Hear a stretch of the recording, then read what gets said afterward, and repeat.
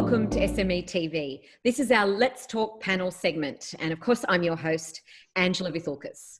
Please remember to subscribe to our YouTube channel where you can share, like, and comment, and you can support all the other SMEs that we talk to.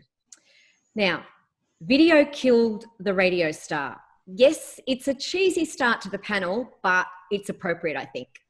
Joining me today to look at whether it's an either or approach or both, regards to podcasting or videoing or both, is the queen of podcasting, Anne-Marie Cross. Welcome, Anne-Marie. Hi, great to be here, Angela. Thank you so much. And Anne-Marie, I can't leave out the Twitter king of video marketing, Mr. Keith Keller. Welcome, Keith. Thanks so much. What a great intro. How lucky was I to have a queen and a king, or a king and a queen? I'm sandwiched in the middle. I'm not sure what that makes me, but if you don't mind, Keith, ladies first. So I'm going to start with Anne-Marie. Yeah. Anne-Marie, you talk a lot about trust-based marketing. Mm-hmm. And is developing a podcast a tool for brands, or a personal brand or a company brand? Is it a tool for them to use as part of their content marketing strategy? Yeah, absolutely. And not just content development strategy, but also your list building strategy, relationship building strategy. I've even got some people that are using it as an upsell and a retention strategy.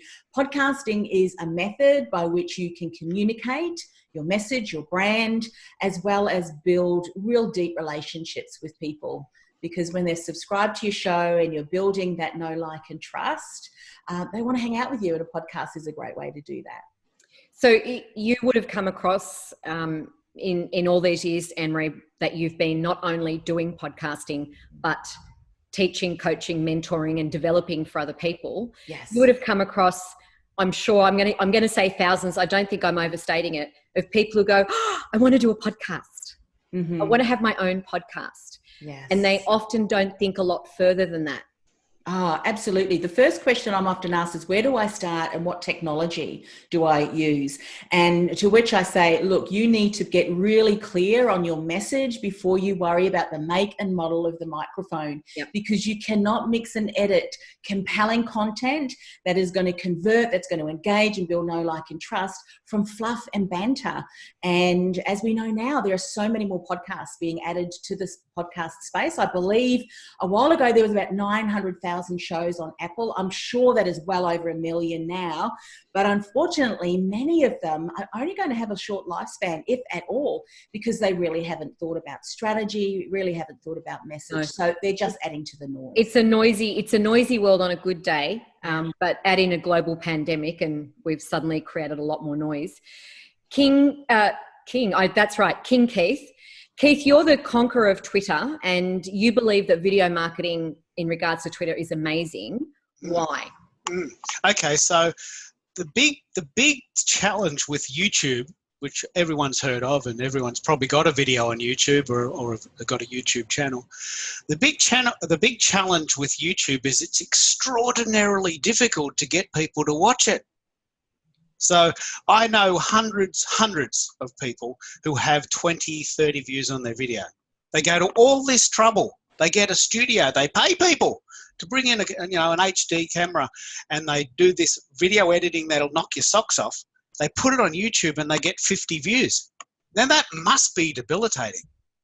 So why I love Twitter video is that Twitter really encourages you to do 2-minute snippets. You can actually have up to 140 seconds to fit in with the old idea of 140 characters. Right.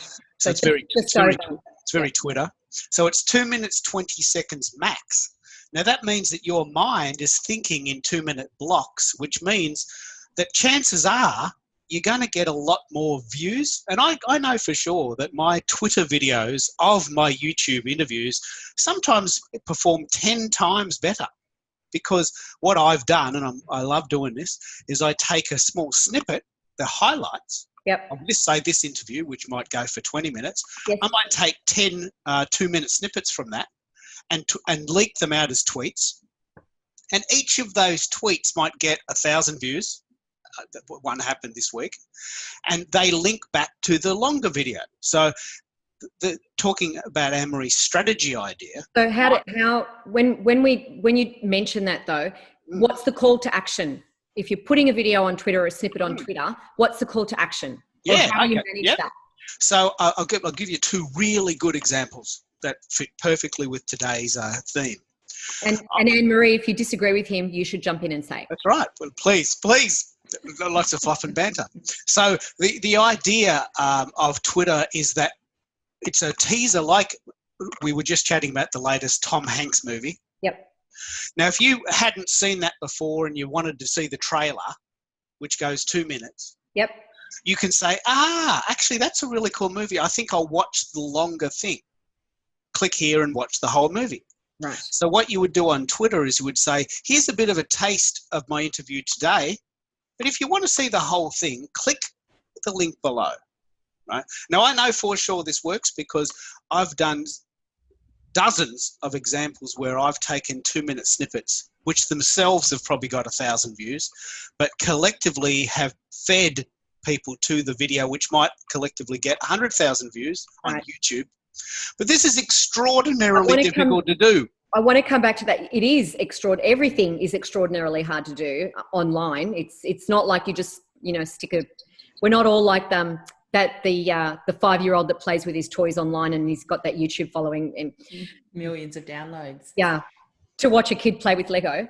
Anne-Marie, we could consider YouTube the same as a podcasting platform, whether you're on iTunes or you're loading it on Whooshkaa or you use any one of, dozens of platforms there that house your podcast.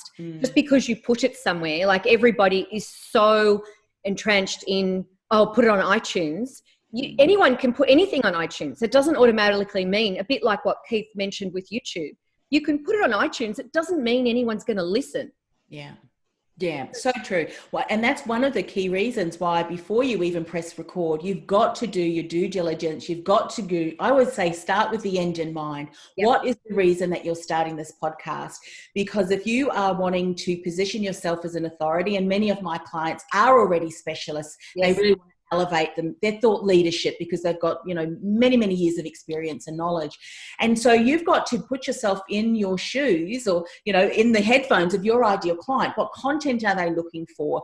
And studies have shown, and this is Australian research has shown, that podcast listeners much rather listen to original content, that niched content, and that is you and I as SMEs. We're providing niched content, which is not stacked and stacked and stacked with a lot of ads. So in comparison, people like original content. In fact, 76% listen to original content in comparison to catch-up radio. That's where radio kind of records and then throws it up onto a podcast. Yep. Niche content is fantastic. And what that means as a business is that really if you are such valuable content and the go-to or listen show, then you don't need a huge audience because the content that your ideal client is listening to, your audience, they're going to naturally be nurtured across the buyer's journey.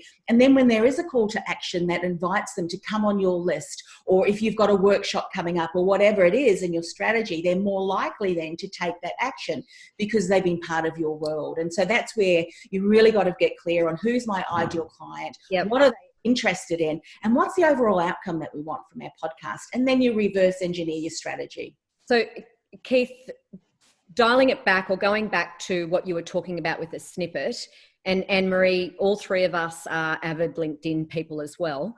You're talking a little bit on that LinkedIn strategy there, Keith, where you put a snippet and you put the link in the post below. The similar what you were talking about with Twitter. When you put a snippet of video on Twitter, though, where is that snippet living? Where is that hosted? Yeah. So it's actually quite similar to LinkedIn. LinkedIn allows up to 10 minutes of video, which means you can do a bit of a deeper dive, and it allows for much richer files, actually up to 5 gigabytes, which almost entails 4K. Could look like the TV. Twitter is much more sort of mobile friendly, so you've got to have a little bit of to answer your question directly. Yep. It lives in the tweet. Right. So you upload it. It's not a link from YouTube in the tweet. No, you download the MP4. Right. I'll do a couple of these from this show and show people exactly so how to do it. The raw file or whatever you're going to do with it as a file, you load it onto Twitter. That's right. And then the link below, you might put the whole show or the whole movie, if you will, and that's probably living on YouTube or somewhere else. Well, I want to give you a very specific example So, that links directly to what we've just said. So I do a lot of music, or have done a lot of music videos for people. So I might I'm glad he added 4 people, Anne-Marie, because I was trying to think of Keith the pop star and Justin Bieber jumped in my head. And I did write my own songs in the 90s. You know that? I used to be a headbanger. I just went, oh. I did. I used to, in fact, if you want to imagine what my songs used to sound like, imagine Bon Jovi singing to the Dalai Lama, right? Feel good songs with really, really, really loud guitar. Right. Okay. Anyway, enough of that. I wasn't expecting that tangent. So I might do the longer video, which goes for the length of the song. Yep. But I would take a snippet of that, which goes 30 seconds, typically just the chorus. Yep. And it will loop in Twitter in a tweet. Right. Just 30 seconds. If you like the chorus, yep, click here and watch the whole song on YouTube, right? But this is the real hook. What we're now finding, linking back to podcasting, is if you'd rather listen to the song, click here and listen to it on Spotify. Right, on a platform, yep.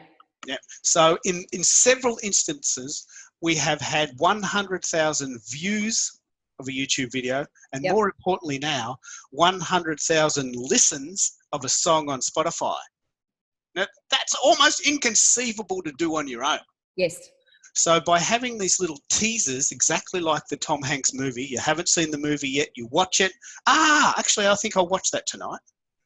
You're not going to watch the whole thing just in case it's any good. You want to get a bit of a sense of what you're going to get. Well, it's a tiny taste. Like any trailer in the movie business, a trailer is a tiny taste. Often we've been disappointed, Anne-Marie. The trailer looks really good. You watch the movie and you're like, I already watched the best 2 minutes of it. It was the best of it. It was. But, that's a different perspective. And we literally are pitching podcasting against video marketing. However, we will say that they are 2 sides of a coin in terms of content producing. Anne-Marie, the snippet situation isn't always relevant with podcasting, or is it? Well, when people ask me what's better, is video better or is a podcast better? They're both. They're both very important. But things that you need to consider is who is my ideal client? And I know some of my clients, their clients are executives. Now, pre-COVID, they had 20 minutes or 30 minutes in a tram or a train or their commute. So they didn't really spend a long time and not being able to watch. So you need to be mindful about that. You also need to be mindful about where am I leveraging my podcast or this video or this live stream as part of the customer journey. Now, that's going to inform the content strategy that you have and what information you put into that. So I would say to people, you need to really, again, look at what you're purposing this for, what this purpose is, and then decide whether it's going to be better in a live stream, in a video, or a podcast. But one thing that has been very prevalent with podcasts is because it's a secondary activity and people can be at home and doing something else rather than just watching a screen, they're more likely to listen to you. In fact, 80% of people, this is the ABC podcast research last year, 80% of people listen to the entire podcast. And that was anywhere from 20 minutes, 30 minutes, even longer, because it's a secondary activity. And even neuroscience is showing that long videos, because it stresses the brain cells out more, we're not really giving our attention that much. And even Keith and I were talking the other day, with videos, we tend not to watch. We'll minimize it and we'll listen to the audio whilst we're doing activities. So it's vital. And I mean, you get the young hip people saying, oh, you do a video podcast. And yes, that's what people are doing. They're doing either a straight podcast, which is just audio.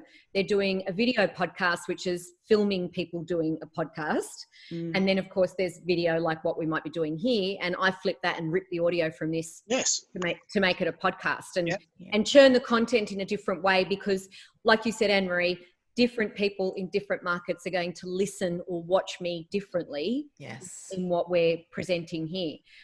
Anne-Marie, you've brought up statistics now a couple of times, and I love stats because stats and data can drive the campaign, right? So we love that information so that we can be smarter about what we do and where we spend our time doing it, because we can get caught up in producing content and not running the business, although it's an arm and a leg of a body, same thing. It's interesting with statistics, but also it's interesting not just on that data and influencing how we grow our business, but why people and how they're consuming their content. So where we consume the content now is getting smaller because it's on our smartphone, or it's on a tablet. So we're mobile, we can take it with us. I mean, you've only got to look at a restaurant in the olden days pre-COVID, when parents would set their kids up at the table in a restaurant with the phone or a tablet and go, watch something on YouTube, watch the Wiggles, or put the little headphones on and keep them entertained. So the space where we consume our content is also going to influence what we produce, right? Definitely. I don't know about you, but as I'm getting older, the smaller the screen, the harder it is for me to watch. And so if I'm watching a video, I'd much rather watch it on a larger just screen, or I'm just listening, So. That's right. It's because it's the comfort. You can multitask when you're listening to a podcast, whereas, when there is a video, you probably tend to watch it more. Keith, how do you get cut through on Twitter with a video? There's so much running through that feed. I tell you what, I've got a hack that'll blow your head off. Well, you shoot tweets off and DMs on Twitter every second, it looks like. So, and it's a noisy platform. I love that platform. It was my first love in social media. But how do you, what's the hack? The hack is, and you'll love this. Yep. If you can get videos to be less than 60 seconds, they will loop. On their own. Which means they'll play again. Right. So, you might have the bumper and one question. And then that might go 58 seconds. And then you have the trailer out. And if it goes less than 60 seconds, it'll play again. So in an environment where there's 9,000 of those tweets going around every second, just ordering a coffee, there's like 15,000 tweets right there. Hello, can I get 9,000 tweets, right? So you're standing in the line at Starbucks, and by the time you've paid and stepped back to the back of the room, 9,000 tweets have just gone past. So if you can have a video that loops and just continuously stays in the feed, you've got a better chance of doing exactly what you say, cutting through. Right. And what Anne-Marie says is very true. No one's watching 90-minute videos. We're standing at Starbucks waiting for our coffee. Well, when we used to get coffee, we're on. Now I've got to make it myself now. That's right. You got to make it yourself. But we're on the train, killing 20 minutes to get to the city. When we're fitting content into our lifestyle. We're not doing the reverse. Remember the days before VCRs, we used to have to go home and the show would start at 7:30 and you'd be lining up and well, no one's doing that anymore. I mean, I am. I'm still being traditional. I watch MasterChef at 7:30 at night time. And I build my evening around that. Oh, okay. Yeah, that's interesting because, that's one of the things that I find. I want to consume content on my time, when I want, how I want. And that's what a lot of people are starting to resonate with as well. And something else about that as well, if you're thinking about the different content, you've really got to see, where do my clients, what do they prefer? Can one lead to another? Yeah. And if you're thinking about, podcast listenerships, one of the things that often will be relevant for them is they love to consume audio content. So when you're looking at the buyer's journey, what are you inviting them to? And that's why we say to people, if you have a podcast series, which you use as your opt-in, and they've loved the content that you're sharing, imagine diving deeper with them, but to be able to access that, they give you their contact details, which is a great way to build a list. So it's also using these platforms and saying, what can you do to compel them to take that relationship to the next level? And I think with a podcast, because they're in, someone carries you in their ear, you're in their head, there's such a deeper level of engagement that I I don't know any other medium that I've known and consume. I'm a consumer myself that enables that. I've listened to podcasts and the host has said, oh, you need to get this book, or the guest has really resonated with me. I'm off to Kindle. You know, I've bought so many books from listening to podcasts. It's a very intimate form when Yes. you've just got someone's voice, particularly if they've got a really good voice. Yeah. In your ears, in your head, and it's an intimate one-on-one. It feels like an intimate one-on-one relationship. You know, besides feeding someone, it's one of and another physical commitment to someone. It's one of the most intimate forms of communications that we can have. Yes. And especially when if it's a nice sultry male voice, it can be quite, you know, or if it's a very sexy female voice, I don't know. I've often said I have a good head for radio, but if we look at, and Keith is famous for saying this, Anne-Marie, one is for your eyes and one is for your ears in terms of content. So one is for your eyes for video and one is for your ears being audio. They partner well together. If you can design content that works for both. But as you said, it's about identifying who or what you are and what your markets are, and then designing that content for them. For them, yeah. So you stand a better engagement. It is. So one of the things that I've been doing for quite a number of years now is when I record my podcast interview, we are also streaming live. So we're hitting the live streaming. That obviously becomes a video and will live online. Isn't that scary? Oh yeah, but I love scary. You know, that's why when things get boring, it's like I need to shake this up a little bit. Let's do video. I've always had a saying, you never have a bad hair day and your lippy never wears off. But of course, if you're on video, it's all out there. But that's part of the fun. But I've noticed that there is an audience who does enjoy that. There's an audience who just enjoys that. So you can repurpose. But having said this, and this is something, or having said that, there's one thing that I will say, and I see a lot of people doing this, which I think is unfortunately deterring their audience, and that is they'll do a webinar or they'll do a video, and then they will strip the audio and they'll throw that up onto iTunes and say, well, that's my podcast. But as we know, and we've heard from marketers, and we all are marketers ourselves, you need to stay native to the platform. You're not going to create one post and throw it across, you know, LinkedIn, Facebook, Twitter, different audiences. Yes. Similarly, with a podcast consumer, it is a more intimate audience, as you've just said, Angela. And so if you've got something you've stripped from that has visual, like you're looking at this, and the podcast consumer hears that and knows that it is secondary content that's just been thrown up there, that's going to break rapport. Yes. So if you do that, create context by creating a little snippet to share with your audience who knows, like, and trust you why you're sharing it, why is it relevant, and what are they going to walk away with through listening to that piece of content. And your favorite word is making it compelling. You need to tell them to do something, and you need to be compelling also to create that chain of content flow, trust, engaging with your audience. Now, Keith, none of that happens overnight. There's no magic bullet for overnight, right? No, and I think most people would know that. I think most people would understand that you can't go viral in your first go. I mean, I did used to be not for any good reasons anyway. And look, one of the things I do want to say, just picking up on what Anne-Marie says, because what Anne-Marie says is unbelievably, it's just golden. But, you know, we've talked a lot about what the consumer wants. But, you know, the best phrase I've ever heard in marketing is the best type of marketing is the market that you'll do. So even if I gave you really great stats about why you should do video, if you don't want to do it, you'll find reasons not to do it. So one of the considerations in the podcasting versus video game is, do you even want to do video? Because if you don't want to, you'll be terrible at it. You know, it just won't be compelling.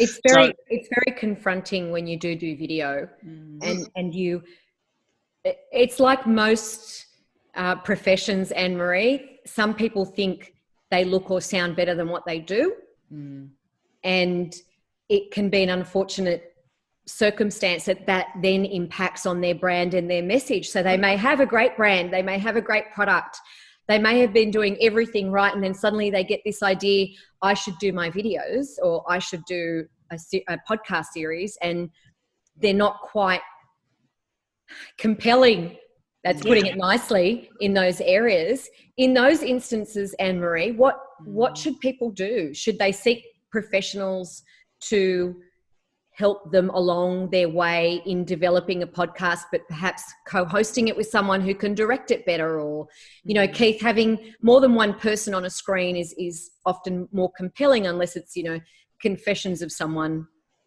telling us all the bad things that they've done. I find those amusing on YouTube. You go first, Anne-Marie. That's a great question. Yeah. Look, sometimes I've had people that have approached me that have thought, you know what, we're going to be nervous to have our own podcast where we're just leading it ourselves and interviewing others. Let's co-host. But again, I always look at things from a business model perspective and say, well, look, you may be talking to the same industry. And I've actually talked people out of doing a co-hosted podcast because if we mapped out their customer journey, we realized that in actual fact, their audience, even though they may have been talking about leadership, were two very different markets. One was more a beginning leader, you know, others were more executive C-suites. And so the topics you would bring are very different. The calls to action may be very different as well. And so what often will happen if you've got multiple voices on a podcast, that's multiple personalities. And then you've got the audience going, well, I like both of them. I don't want to, who do I work with? And so when anyone starts to feel a little bit overwhelmed or doesn't want to offend one person, guess what?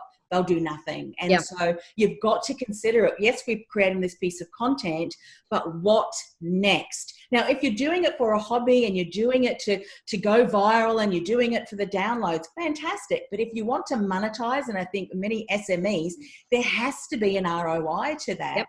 You've got to consider, well, is it generating me opportunities to speak, to get in front of my ideal clients that turns into actual paying customers?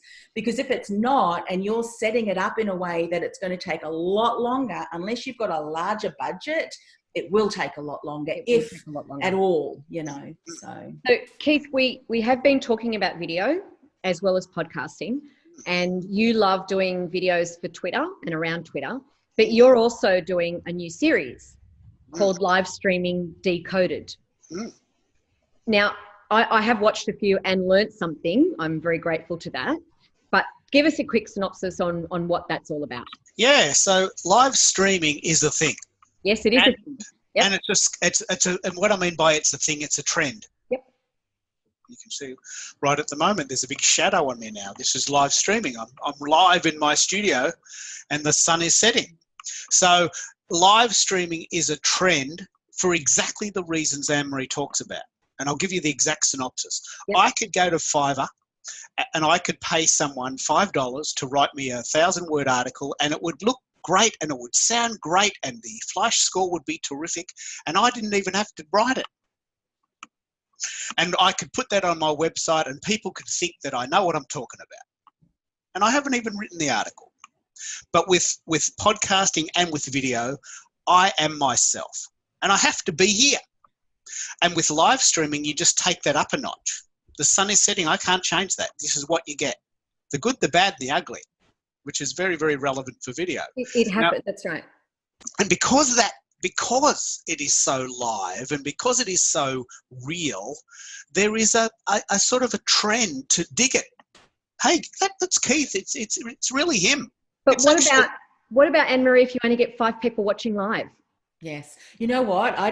You say, look, celebrate that because you've got 5 people live, but it's the long tail, you know, we can use that as well. It's what you're doing with it later. Right. There's something also too that I want to, in another statistic, because again, I love these statistics because it informs you on human nature. You know, and if you can tap into that for where people are starting to observe and hang out, then you can make sure that your content is really hitting all the marks. Now, I love Edelson Trust Barometer. They do an annual survey across the world about trust. And we know from them 2009 to 18-19 studies that the lack of or the trust that people have has plummeted. In fact, it was the lowest score, I think about 16 or 19. It was very low. especially the media, government, because of fake news and all of the things going on. Something else that was really, that came out of the study was that individuals really expected CEOs, and as SME, we're all CEOs of our business, to actually step up and share their message. What do they stand for? What are their core values? What is your business? Not to leave it up to government, and certainly not media, because media is kind of run by the agenda of the media platform. And so there was that. And then there was also feedback given that they do not want scripted. They do not want CEOs to get up and do scripted, because that came across as inauthentic. So what this means as businesses is you do not have to, and in actual fact, I say to people, don't be too over-scripted or too professional, even though that might sound weird, is because as soon as you do, people are going to go, what are they trying to hide, you know? And especially Aussies, we're a little bit more skeptical on who we believe. We do. So you can bring some of that, and you should, that authenticity. Don't make it too perfect, like it's too rehearsed, because we will say, what are they trying to cover? What are they trying to hide? And just share your message. What are your core values, and let that come through. Laugh. I mean, Keith has got a laugh that I don't think anyone in this world can match. You know, don't try and cover that if you've got this unique, you know, characteristic, and that can be something that's quite part of your brand. And just shining the light very quickly, Keith, because we have run out of time. Yeah. When you're doing the live streaming Decoded, where you guys are pulling apart the live streaming platforms and what works and what doesn't, and what enhances on some and what is less on the other.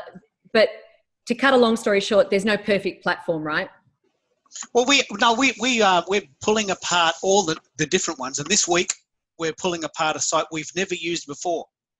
And in a way, that's exciting for me. I'm trying something that's just been invented. And it's call you Evel Knievel of the live decoding. Okay, wow, Evel Knievel. It's like I'm jumping over 26 cars. Can I try for 28? You are, when you're using a platform you haven't used before and you're doing it live. And it could go really horribly wrong, right? Could go pear-shaped. Yeah, but the thing is that's what Anne-Marie just said.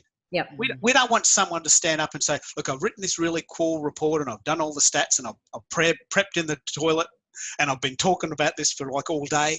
We want you. We want you to tell me what you think. We want people to be real. Yeah. And we don't want people to fail, but we don't mind if they fail. Yeah. You know, it's like watching the bloopers at the end of a movie. We love it. Yeah, we see the actors in their realness, you know, when they've forgotten something, and that moment that, you know, that cheeky grin on their face, I've done it again. A picture like that says, I'm famous for being a one-take wonder. I'll either do it in one take, Keith, or it'll be 55. Yeah, don't ask me to say that again. There's no in between. There's no in between. I like you. It's one off, and if that's not good, well, whatever. Then we're going to be here all day. If I don't get it in one, we're going to be here all day. Settle in for the long haul. Yeah. All right, we have run out of time. I'm borrowing time now. Thank you very much to Anne-Marie Cross, the podcasting queen, and thank you very much to Keith Keller, the king of video on Twitter and lots of other things, I should say. And the daredevil online will read. Wow, the Evel Knievel of video marketing. I've never heard that one before. I'll use that again. That's a free one for you, Keith. To all our viewers and listeners, please remember to subscribe to our YouTube channel so we can help all the SMEs that we come into contact with, and you can watch other great videos and listen to other great interviews as well. A big thank you, of course, to the SMEA Association for backing us and making SME TV and podcast channel possible. And if you have any content you'd like us to share, any questions you'd like us to answer, all you have to do is reach out. We're across all the socials, but in particular, you can reach me directly on email, news@smea.org.au. From us to you, thank you very much, and thank you to our guests.